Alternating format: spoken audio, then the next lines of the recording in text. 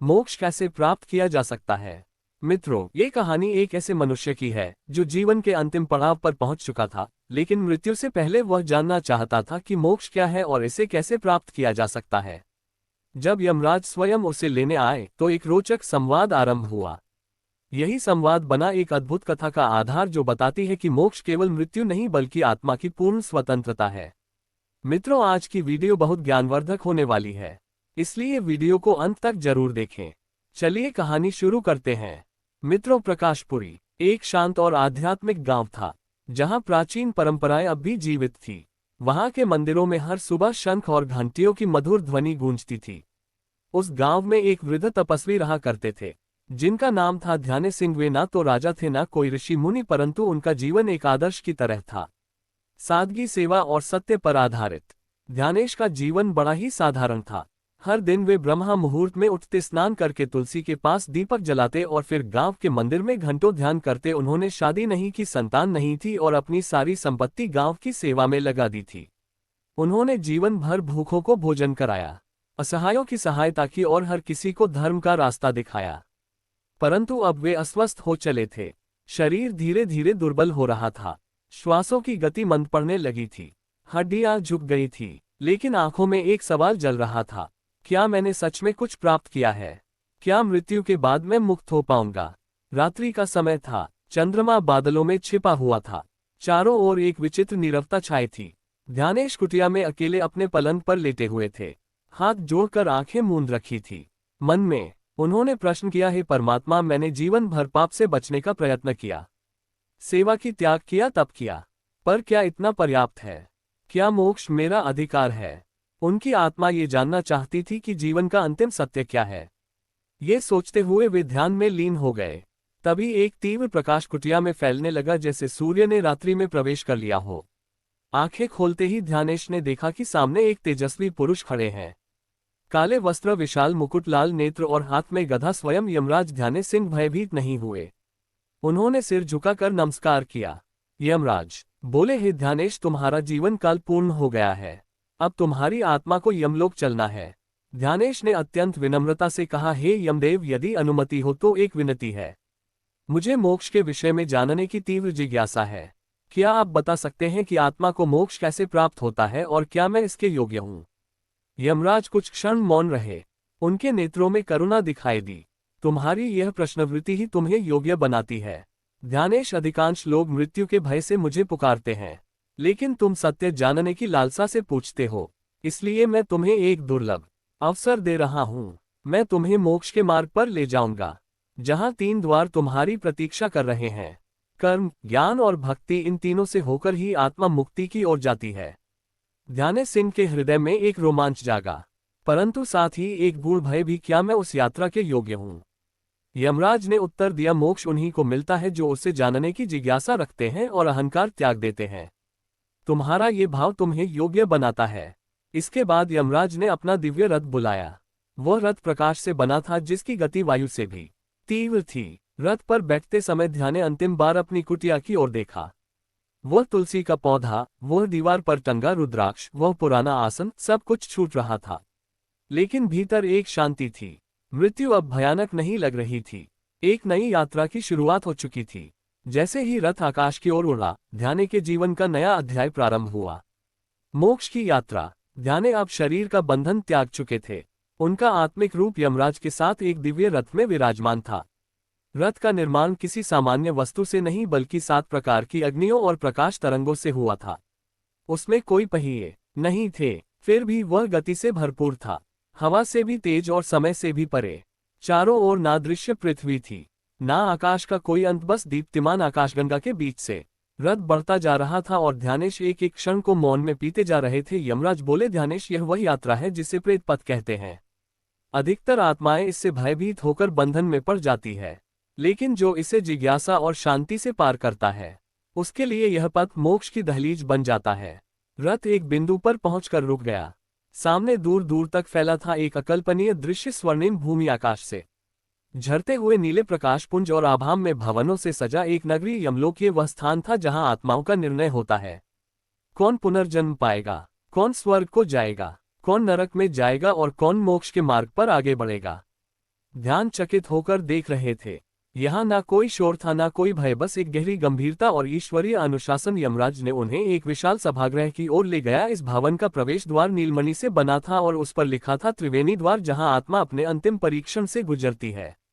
ध्यानेश ने पूछा, हे यमदेव, ये त्रिवेणी द्वार क्या है? यमराज मुस्कुराए और बोले, ये 3 द्वारों का समूह है। कर्म, ज्ञान और भक्ति, इन तीनों से गुजरने के बाद ही आत्मा ये जान पाती है कि वह बंधन में है या मुक्त होने योग्य है। जैसे ही वे अंदर गए, सामने प्रकट हुए 3 भव्य द्वार। प्रथम द्वार कर्मपथ, ये द्वार लाल स्वर्ण रंग का था। इस पर अंकित था, तेरे कर्म ही तेरी यात्रा का प्रारंभ है, उन्हें देख पर न्याय कर निष्पक्षता से। यहाँ एक विशाल दर्पण रखा था जो कर्म दर्पण कहलाता था। इसमें जीवन के हर अच्छे बुरे कर्म स्पष्ट चित्रों की तरह दिखते थे। कोई भी आत्मा अपने कर्मों से झूठ नहीं बोल सकती थी। द्वितीय द्वार ज्ञान की लौ, दूसरा द्वार श्वेत प्रकाश में झिलमिला रहा था। ये शांत था, लेकिन इसकी शांति में एक तीव्र ज्वाला छिपी थी। इस पर लिखा था, जिसे ज्ञान गर्व बन जाए वह अज्ञान से भी नीचे है। आत्मा को जानो पर मैं को छोड़ो। यहाँ वेद, उपनिषद, गीता, कुरान, बाइबल, सभी शास्त्रों की दिव्य अनुभूति होती थी।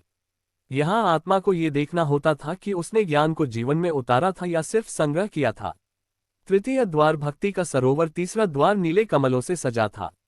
वहां मन सुरों में भजन बज रहा था और एक दिव्य जल सरोवर दिख रहा था। इस पर लिखा था, जहां तुम मिटते हो वहीं ईश्वर प्रकट होता है। इस द्वार से गुजरना सबसे कठिन था, क्योंकि यह आत्मा से संपूर्ण समर्पण मांगता था। यहाँ केवल श्रद्धा नहीं, स्वयं का पूर्ण त्याग आवश्यक होता है। ध्यानेश की दृष्टि इन तीनों द्वारों पर घूमी। वह समझ चुके थे कि यह केवल निर्णय स्थल नहीं है, यह एक गहन आत्मा परीक्षा है। यमराज बोले, अब तुम्हें एक एक द्वार से गुजरना होगा। कोई बाहरी शक्ति तुम्हें न्याय नहीं देगी, तुम्हारा अंतरात्मा ही न्याय करेगी। तुम स्वयं देखोगे कि तुम कहाँ खड़े हो। ध्यानेश ने गहरी सांस ली। उन्हें भय नहीं था, केवल श्रद्धा और उत्सुकता थी। उन्होंने पहला कदम बढ़ाया, कर्म द्वार की ओर। अब त्रिवेणी द्वारों के प्रथम द्वार कर्मपथ के समक्ष खड़े थे। ये द्वार बाकी दोनों से अलग था। यह विशाल था, लपटों जैसा चमक रहा था, पर उसमें कोई ताप नहीं था। उसके ऊपर स्वर्णिम अक्षरों में लिखा था, तेरे कर्म ही तेरा प्रतिबिंब है। ना कोई देखेगा ना सुनेगा, पर तू स्वयं सत्य से भाग नहीं सकता। ध्यानेश ने अपनी हथेलियां जोड़ी, आंखें मूंदी और मन ही मन प्रार्थना की, हे ईश्वर, यदि कुछ गलत किया हो तो मुझे देखने की शक्ति देना और स्वीकारने का साहस देना। जैसे ही उन्होंने द्वार पार किया, वे एक विशाल मंडप में पहुंच गए। वहां एक दिव्य मंच था और उसके केंद्र में रखा था एक चमत्कारी दर्पण, कर्म दर्पण। ये कोई साधारण दर्पण नहीं था, बल्कि यह आत्मा की पूरी जीवन यात्रा को स्वयं दिखाने वाला एक जीवंत दृश्य था। दृश्य प्रारंभ हुआ। शुरुआत हुई बचपन से। ध्यानेश एक छोटे बालक के रूप में मंदिर में बैठा है और एक बूढ़े पुजारी से ध्यान की विधि सीख रहा है। फिर दृश्य बदला, वह अपने खेत की उपज से थोड़ा हिस्सा एक भूखे को दे रहा है। फिर एक और दृश्य आया। एक दिन गांव का एक धनी व्यक्ति, जो क्रूर और लोभी था, ध्यानेश से कहता है, अगर तुम मेरे पक्ष में गवाही दे दो तो मैं तुम्हें सोने की मुद्राएं दूंगा। ध्यानेश ने विनम्रता से मना कर दिया, परंतु उसके बाद उसने कुछ देर के लिए सोचा था, काश मेरे पास थोड़ा और होता तो शायद मैं मदद कर पाता। यहीं से एक हल्की सी छाया दर्पण में उभरी। यह इच्छा का अंकुर था, जो भले ही सत्य के विरुद्ध ना गया, पर आत्मा में असंतोष बो हो गया। आगे दृश्य आया। ध्यानेश एक बार कुष्ठ रोगी की सेवा कर रहा है। उसने उसे भोजन कराया, उसके घाव धोए और उसकी चादरें बदली। दृश्य धीमा हुआ और ध्यानेश के चेहरे पर एक आत्मतोष दिखाई दिया। उन्होंने स्वयं से कहा, मैंने बहुत पुण्य कमाया। दर्पण में एक गहरी रेखा बन गई। ये पुण्य का गर्व था। यमराज ने पहली बार बोला, यही वह बंधन है जो पुण्य से भी आत्मा को बांधता है। जब तू अपने कर्मों पर गर्व करता है तब तू मुक्त नहीं रहता। तू फिर से फल चाहता है और फल की इच्छा बंधन बन जाती है। ध्याने चुप रहे। उन्होंने स्वीकार किया, मुझे ये लगा था कि मैं दूसरों से श्रेष्ठ हूँ, क्योंकि मैं सेवा करता हूँ, पर यह अहंकार था। फिर आया एक काला दृश्य। ध्यानेश एक वृद्ध भिक्षुक को देखकर अनदेखा कर देता है। वह दिन थकान से भरा था और उन्होंने सोचा, कल सेवा कर लूंगा, आज मुझे आराम चाहिए। ये दृश्य छोटा था, परंतु दर्पण में एक बड़ी छाया छोड़ गया। यमराज बोले, सेवा का मूल्य तभी होता है जब वह थकावट, असुविधा और अभाव के क्षणों में भी की जाए। केवल सुविधाजनक सेवा आत्मा को हल्का नहीं करती। ध्यानेश की आंखों से आंसू बह निकले। उन्होंने धीरे से कहा, मैंने सोचा था मेरे कर्म शुद्ध है, परंतु अब मुझे समझ आ रहा है कि मेरा मन कई बार अपनी सुविधा चुनता रहा। तभी वहां एक दिव्य लेखपाल प्रकट हुए। उनके हाथों में चमकती हुई एक पुस्तिका थी। ध्याने के जीवन का कर्मसार उन्होंने पढ़ा। 92% सात्विक, 6% तामसिक और 2% अहंकार मिश्रित कर्मों की प्रकृति मोक्ष के द्वार पर आगे बढ़ने योग्य है, परंतु आत्मा को निष्कामता को पूर्णतया अपनाना होगा। ध्यानेश ने कहा, अब मैं कोई पुण्य की अपेक्षा नहीं रखता। जो किया वह प्रभु की प्रेरणा से किया, जो नहीं कर सका वह मेरी सीमा थी। मैं अब बस जानना चाहता हूं मैं कौन हूं। यमराज ने सिर हिलाया और बोले, तू प्रथम द्वार पार कर चुका है। तेरे भीतर देखने की शक्ति है, स्वीकार की विनम्रता है और आगे बढ़ने की जिज्ञासा भी। ध्याने गहरी श्वास ली। अब उनका मन और हल्का हो चुका था। यमराज ने कहा, अब चलो ध्याने, अगला द्वार है ज्ञान की लौ। यमराज ने आगे इशारा किया। दूसरा द्वार अब धीरे धीरे उनके सामने प्रकट हो रहा था। ये द्वार बिल्कुल पहले से भिन्न था। ना इसमें कोई चमक थी, ना कोई रंगीनता। ये शांत था, गंभीर था और उसके चारों ओर एक दिव्य ज्योति फैली हुई थी। ऐसा प्रतीत होता था मानो ये द्वार सांस ले रहा हो। इसकी आभा श्वेत थी, पर उसमें 7 रंगों की सूक्ष्म छाया थी, जैसे ज्ञान के प्रत्येक स्तर का प्रतिनिधित्व कर रही हो। द्वार के ऊपर स्वर्ण अक्षरों में लिखा था, ज्ञान वही है जो अहम को मिटाए। जो ज्ञान मैं जानता हूँ कहे वह ज्ञान है, पर जो कहे मैं कुछ नहीं हूँ वही ब्रह्मविद्या है। ध्यानेश ने सिर झुकाया और जैसे ही द्वार में प्रवेश किया, एक अलौकिक पुस्तकालय की छवि उनके समक्ष खुल गई। एक दिव्य पुस्तकालय। यह कोई साधारण पुस्तकालय नहीं था। यहाँ कोई दीवारें नहीं थी, कोई किताबें नहीं थी, बल्कि ज्ञान स्वयं प्रकाश की लहरों के रूप में वहां उपस्थित था। हवा में ही मंत्रों की आवाजें, ऋषियों के वाक्य, उपनिषदों की ऋचाएं और संतों के अनुभव तैर रहे थे। ध्यानेश मंत्रमुग्ध हो गए। वे जहां भी दृष्टि घुमाते वहां से कोई ना कोई शिक्षाप्रद ज्ञान उनके कानों में गूंजता। तभी यमराज बोले, हे ध्यानेश, यह वह स्थान है जहां आत्मा को स्वयं से प्रश्न करना होता है कि जो मैंने जाना वह क्या केवल स्मृति था या अनुभव भी। ध्यानेश ने स्वीकृति में सिर हिलाया। फिर उन्होंने धीरे से कहा, मैंने बहुत कुछ पढ़ा, लोगों को उपदेश दिए, प्रवचन दिए, परंतु क्या मैं उसे जी भी पाया। तभी एक दिव्य पुंज उनके सामने प्रकट हुआ। ये कोई महान महान संत की ऊर्जा थी। वह ध्याने के समक्ष खड़ी हो गई और बोली, ओ ध्यानेश, तूने वेद पढ़े, वेदांत समझे, तूने दूसरों को आत्मा अमर है कहा, पर क्या तूने कभी अपने भीतर बैठकर उस आत्मा को अनुभव किया? ध्याने चुप रहे। उस शांति में उनकी आत्मा स्वयं उत्तर देने लगी, नहीं, मैंने शब्दों को सीखा था, भाव को नहीं। मैंने दूसरों को दिखाने के लिए ज्ञान लिया, स्वयं को देखने के लिए नहीं। मैं व्याख्याता बना लेकिन साधक नहीं बन पाया। ये स्वीकारोक्ति उन्हें भीतर तक हिला गई। अब एक और दर्पण प्रकट हुआ जिसे कहा गया ज्ञान दर्पण। इसमें यह नहीं दिखता था कि आपने क्या सीखा, बल्कि ये दिखता था कि आपने कितना जीवन में उतारा। ध्यानेश ने देखा, जब किसी ने उनके पास आकर दुख साझा किया, उन्होंने उसे गीता की बातें कही, लेकिन उसके कंधे पर हाथ रखने से चूक गए।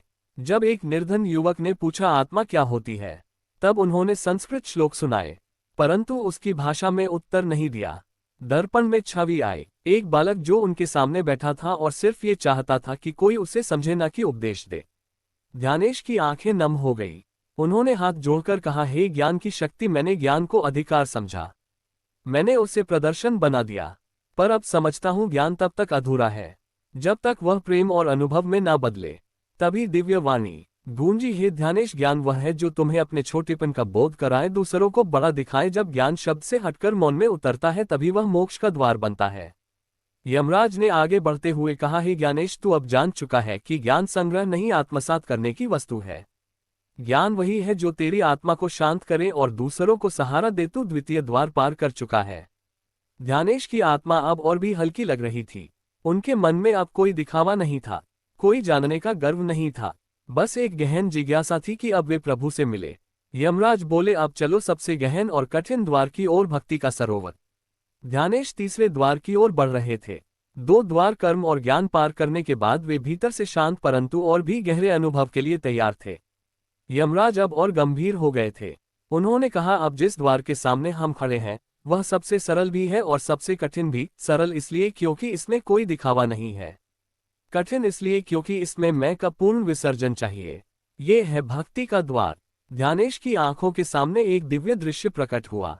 द्वार प्रेम की नेह शब्द पुकार, ये द्वार ना स्वर्ण का था ना रत्नों का, ये काष्ठ का साधारण सा द्वार था जिस पर नक्काशी भी नहीं थी, परंतु इससे एक अलौकिक गंध आ रही थी, तुलसी, चंदन और आंसुओं की। यह गंध श्रद्धा और समर्पण की थी। द्वार के ऊपर लिखा था, जहाँ तर्क समाप्त होता है वहीं भक्ति आरंभ होती है। भक्ति वह है जहाँ आत्मा प्रभु से कुछ नहीं मांगती, केवल उसे चाहती है। ध्याने सिंह ने आंखें बंद की और धीरे से उस द्वार को पार किया। अंदर एक विशाल सरोवर फैला हुआ था, शांत, स्थिर और उज्ज्वल। इसके जल में किसी तीर्थ का जल नहीं था, बल्कि उन आंखों की बूंदें थी जो ईश्वर को याद कर बहाई गई थी। ये प्रेम के अश्रुओं से बना था। मीरा की आंखों से, तुलसीदास के रुदन से, भक्त प्रहलाद की पुकार से, संत रैदास के अंतर्मन से, कबीर की कड़वी सच्चाई से हर बूंद एक कथा कहती थी। तभी जल की लहरें उठी और ध्याने के सामने एक दृश्य उभरा। उनकी अपनी भक्ति का आईना। ध्याने देखा कि उन्होंने जीवन में पूजन किया था, विधि से, मंत्र से, नियमितता से, परंतु वह भक्ति रुचि से नहीं, नियम से हुई थी। वह ईश्वर को पाने के लिए नहीं, बल्कि कुछ पाने के लिए की गई थी। उन्होंने देखा, मंदिरों में माथा टेका, पर मन में आकांक्षाएं थी। हे प्रभु, मेरी प्रतिष्ठा बनी रहे, मेरे पुत्र को सफलता मिले, मेरी रक्षा करना। प्रभु उनके सामने एक बार भी मित्र बनकर नहीं आए, क्योंकि उन्होंने उन्हें व्यापारी समझा था। अब भक्ति सरोवर से दिव्य आकृतियां उठी। भक्तों की आत्माएं मीरा गा रही थी। हनुमान जी उनके सामने खड़े थे। समर्पण की मूर्ति संत एकनाथ अपने अपमान सहते हुए भी गा रहे थे। ईश्वर तेरा धन्यवाद। संत नामदेव जो भगवान को रोटी खिलाते थे, उनकी भक्ति में भोलेपन की गहराई थी। ध्याने सिंह की आत्मा कांप उठी।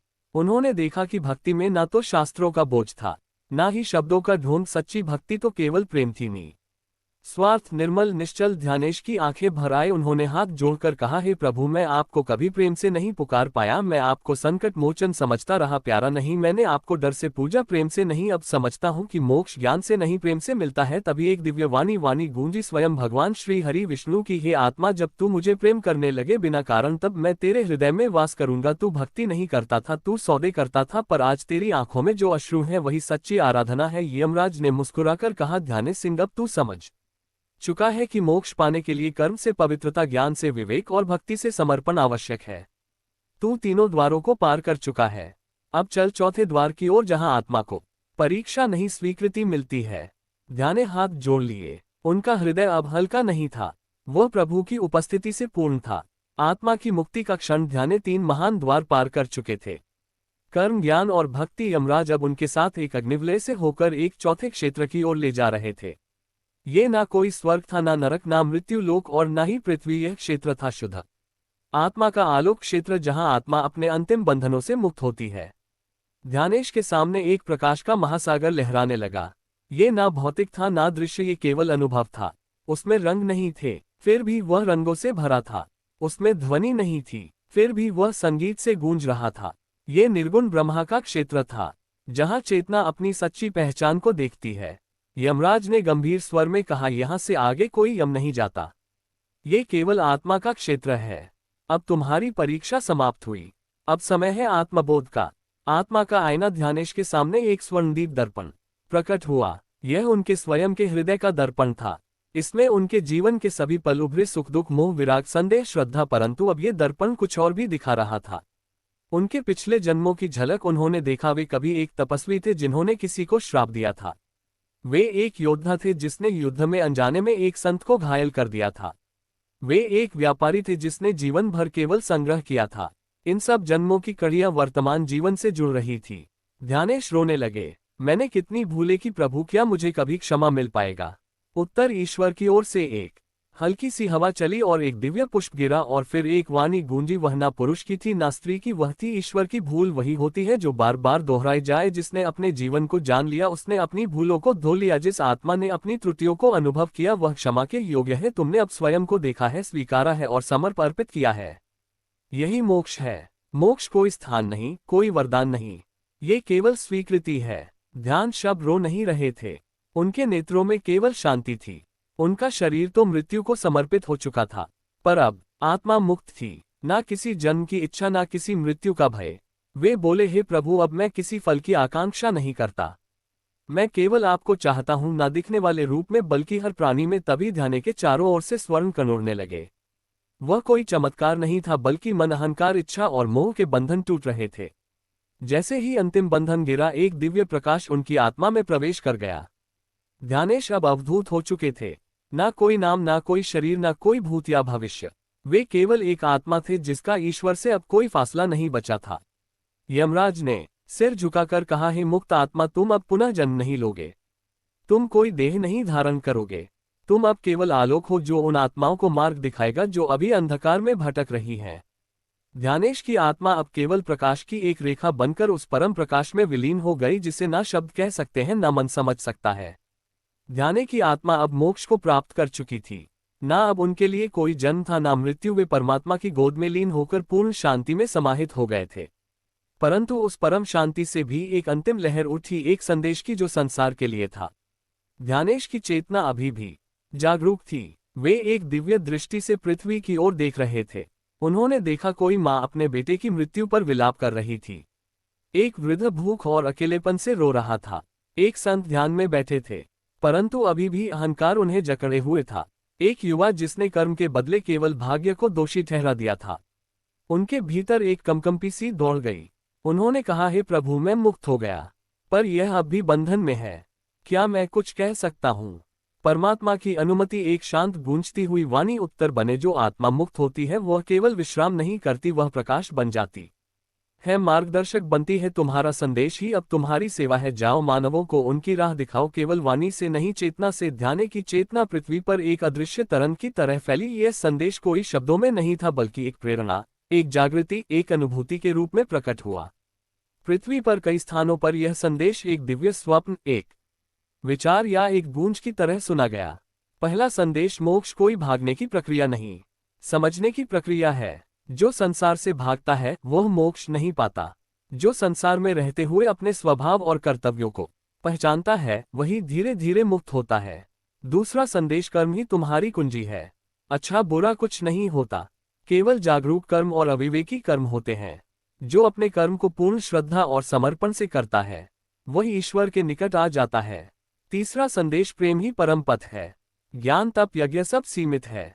केवल निस्वार्थ प्रेम ही वह शक्ति है जो आत्मा को ईश्वर से मिलाती है, जो हर जीव को ईश्वर का रूप समझता है। उसके भीतर कोई बंधन टिक नहीं पाता। चौथा संदेश, मृत्यु से मत डरो, उसे समझो। मृत्यु कोई अंत नहीं, एक द्वार है। जैसे बच्चा गर्भ से बाहर आता है वैसे ही आत्मा मृत्यु के माध्यम से एक नई यात्रा पर निकलती है। जो मृत्यु को मित्र मान ले वह जीवन को पूरे रूप में जीता है। यमलोक में श्रद्धांजलि। यमराज अब मौन थे। ध्याने जैसे कोई आत्मा पहली बार अपने कर्मों को पूर्ण रूप से समझकर मोक्ष को प्राप्त कर चुकी थी। उन्होंने नरक और स्वर्ग के सभी दूतों को बुलाया और कहा, आज एक आत्मा ने अपने पद से हम सबको भी प्रकाश दिखाया है। यमराज होना केवल न्याय देना नहीं, आत्माओं को प्रेरणा देना भी है। अब से हम भी आत्माओं को दंड देने से पहले एक अवसर देंगे कि वे स्वयं को जाने और फिर चुने कि वे क्या बनना चाहते हैं। मित्रों, पृथ्वी पर कई साधकों ने ध्यान में एक ही अनुभूति पाई कि कोई महान आत्मा ने उन्हें भीतर से स्पर्श किया। कई ने कहा, आज मुझे जीवन को नई दृष्टि से देखने की प्रेरणा मिली। कुछ रो पड़े, कुछ मुस्कुरा उठे, कुछ अपने भीतर लौट आए। ध्याने सिंह अब कोई व्यक्ति नहीं थे, वे विचार, प्रेरणा और प्रकाश बन चुके थे। मित्रों, मोक्ष वह नहीं जहां कुछ नहीं बचा। मोक्ष वह है जहां कुछ भी बांध नहीं पाता। जो जीवन को प्रेम से, कर्म से और आत्मबोध से जीता है वह यहीं इसी सांस में मोक्ष का अनुभव कर सकता है। मित्रों, वीडियो कैसी लगी कमेंट करके जरूर बताएं। वीडियो को लाइक, शेयर करें और हमारे चैनल को सब्सक्राइब करें। धन्यवाद। हाँ।